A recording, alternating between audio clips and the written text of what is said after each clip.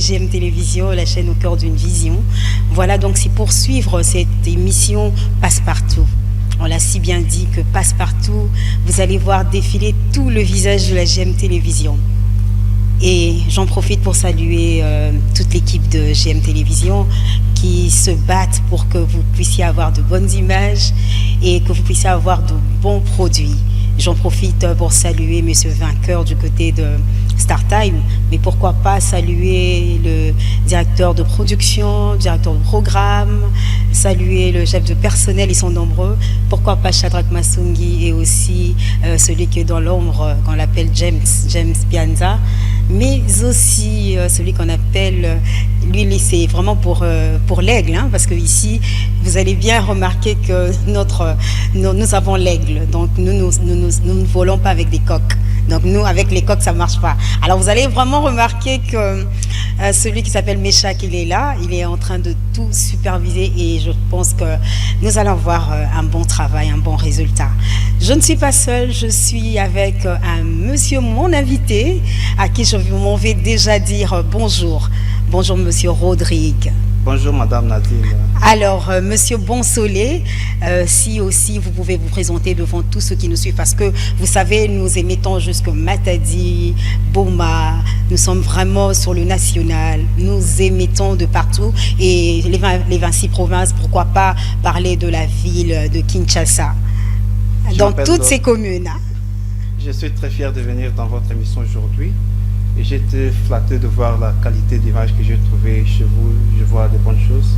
Je m'appelle Rodrigue Bonsolé Baïki. Je suis chargé de communication et médias du LGD, le parti de Matata Pogno. Ah là là. C'est un privilège pour moi de venir aujourd'hui vous honorer. Vraiment. Pas aussi féliciter le propriétaire de JM qui a fait un grand travail d'avoir de bonnes choses que j'ai trouvées vraiment impeccables.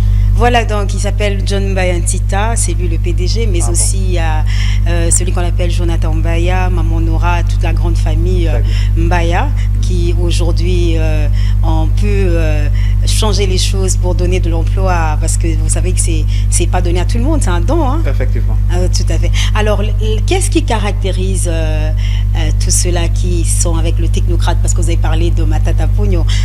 Moi je peux dire que c'est la cravate peut-être, parce que la cravate rouge, c'est vrai que ça fait de bon temps, la cravate. Pourquoi toujours cette façon de vous habiller? Parce que là, c'est la cravate rouge qui prime. Est-ce que la chemise aussi a un impact sur la cravate? C'est une bonne question, parce que vous n'êtes pas la seule personne à poser. Tout à fait. J'ai eu à entendre plusieurs personnes demander, d'ailleurs beaucoup de gens se lamenter, y a-t-il des fétiches? Y a-t-il quelque chose d'écrit? Là déjà vous en parlez déjà, parce que moi je n'ai même pas posé cette question. Moi j'ai juste parlé de ce qui caractérise Matata Pogno. Donc voilà, c'est la cravate rouge. D'accord. En grosso modo, j'allais dire la cravate rouge en politique d'abord est souvent associée à des connotations de puissance, de virilité et d'ambition. Les hommes politiques choisissent fréquemment cette couleur rouge lors de grandes occasions pour projeter une image de force et de détermination. Donc, et je vais finir, madame. En plus de cela, la cravate rouge peut également symboliser la passion et l'énergie, ce qui peut être particulièrement utile pour captiver, inspirer le public. Et puis, en résumé, porter une cravate rouge en politique n'est pas seulement une question de style, mais aussi une question de déclaration stratégique visant à influencer d'autres personnes. Mais vous influencez qui en disant ça? Le peuple congolais. Le peuple congolais. Vous êtes sûr? Parce que là, vous êtes vraiment... vous êtes en train de parler de la cravate comme si c'était vraiment ça. Oui. Non, mais et puis déjà, vous-même, vous parlez de fétiche. Parce que, en tout cas, si vous avez défini, mais moi aussi, si j'entre dans une définition assez africaine, hein, je veux dire que la couleur rouge déjà parle beaucoup, parce que c'est déjà le sang. Pas du tout, pas du tout. Pas du tout. Vous avez expérimenté la primature pendant l'exercice de Matata Pogno. Nous avions tous vu comment il a travaillé. Nous avons vu qu'il a impacté des vies de gens, le peuple congolais. Il a impacté les social des gens. Nous avons vu le dollar, comment c'était stabilisé. Nous avons vu comment mais quand vous dites impacter le social des gens, c'est par quoi? Par rapport à l'argent. Par rapport à l'argent. Oui, et puis le pouvoir d'achat. Le dollar était stabilisé. Nous avions connu le même taux pendant 5 ans. Je ne sais pas si ils vont me compter. Le même taux pendant Le même taux d'échange pendant 5 ans. Alors, c'est-à-dire de 2012 jusqu'à 2016. mais s'il était à féliciter, pensez-vous que vous aurez ces problèmes de Bukangalonzo? Parce que allons-y au but, hein?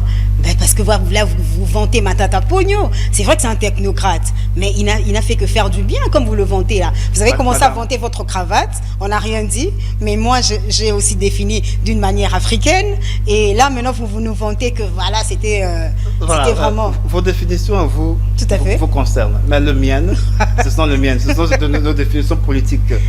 Et vous avez épinglé un sujet sur Bukangalonzo. Tout à fait. Madame Nadine, moi, d'après tout ce qu'on a vu, tout ce qu'on a entendu, moi je constate que c'est un procès purement politique. Pourquoi? Parce que Matata, étant Premier ministre, il a vu que le peuple avait besoin de manger. Il y avait la famine.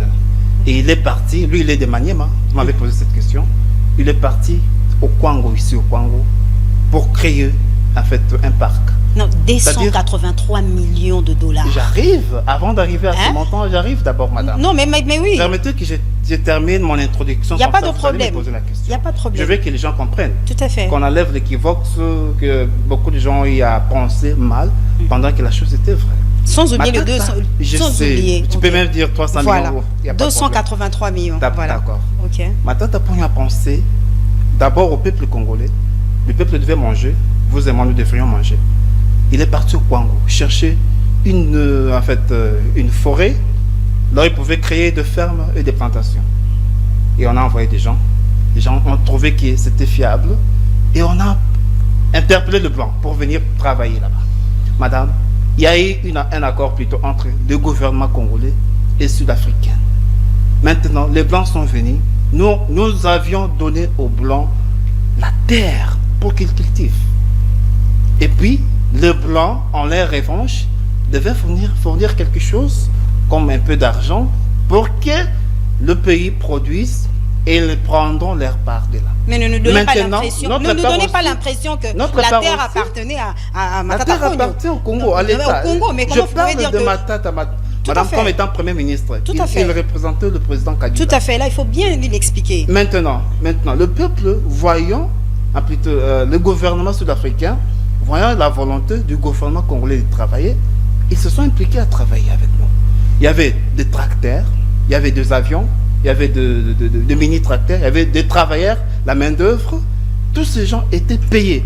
Ils étaient pris en charge par le gouvernement congolais. Mais pourquoi vous parlez au passé? Il y avait. Parce qu'il n'est plus au pouvoir, il est parti. Mais quand il est parti, il est parti avec tout. Il est parti avec les tracteurs. La personne qu'il a remplacé n'a pas pu continuer les affaires que Matata avait laissées. Vous avez compris qu'au Congo, chez nous, lorsque le ministre finit son mandat, et la personne qui viendra après lui ne va pas continuer. Raison pour laquelle vous avez vu à son départ, je crois, un mois après, on a commencé à tout voler. Prendre des tracteurs, les blancs sont partis parce qu'il n'y avait plus de bonne gestion. Et on constate que Matata était la bonne personne qui pouvait gérer cette ferme pendant autant d'années. Et maintenant, à son départ, quand il est parti... Quels sont les fruits de Bukangalonzo aujourd'hui? Il y avait des gens qui avaient mangé. Non, il y avait toujours, c'est le passé. Moi, j'ai mangé. Vous aviez mangé. Mes frères avaient mangé. Mais après son départ, les gens n'ont pas voulu pérenniser le travail. Non, essayez d'estimer combien de temps ils ont mangé. Pendant presque 5 ans. Vous pensez ça aussi? Oui. Vous avez mangé pendant 5 ans? Moi qui vous parle aujourd'hui, j'ai travaillé à Bukangalonzo. Oui. J'étais le numéro 2 dans le département ferme. Nous avions produit, nous produisions des Mais qu'est-ce qu'il en reste alors de Bukangalonzo? Il n'y a plus rien. Il y avait des gens qui sont venus après lui. Maintenant, ces gens n'avaient pas pu bien gérer que Matata. Mais vous avez bien parlé de cette terre. Cette terre n'a pas bougé. Elle est restée là. Elle est statique. Donc maintenant, qu'est-ce qu'il en reste? Le gouvernement devait faire quelque chose. Lorsque le Premier ministre part, Bukangalonzo n'a pas changé d'adresse. Vous devez continuer. Je présume. Mais ils n'ont pas pu continuer, madame. Donc, il y avait des avions, il y avait des tracteurs qui étaient restés, mais ils n'ont pas pu garder cela. Mais moi, je pense que c'est... Demandez même aux gens qui sont dans le Congo, ils vous diront qu'il y a des avions, des véhicules qui étaient là, mais au départ de Matata, tout le monde est parti. Mais est-ce que ce n'est pas un échec? Parce que prenons l'exemple d'un parent qui laisse des biens et tout est parti. Et pensez-vous que vraiment Matata, même quand il est assis, je ne sais où, dans sa maison, il doit être fier vraiment de tout ça? Et il va toujours accuser les autres? Madame, je pense que dans ce sens, les parents, c'est le président de la République. Le chèque, c'est la personne qui l'a remplacé. On ne devait pas remplacer le meilleur par le Donc pire. vous accusez le président. On ne devait Donc, pas le alors président moi, de l'époque là. On ne devait pas remplacer le meilleur par les pires. non, moi, Et maintenant, donc, dès que vous avez remplacé le meilleur par les pires vont détruire tout ce que le meilleur a fait. Et où en sommes-nous aujourd'hui? Le peuple pleure. est-ce que vous Il n'y a savez pas à que, manger. est-ce que vous savez que Il n'y a pas à manger, le madame. Premier ministre a un rôle à jouer quand vous allez condamner?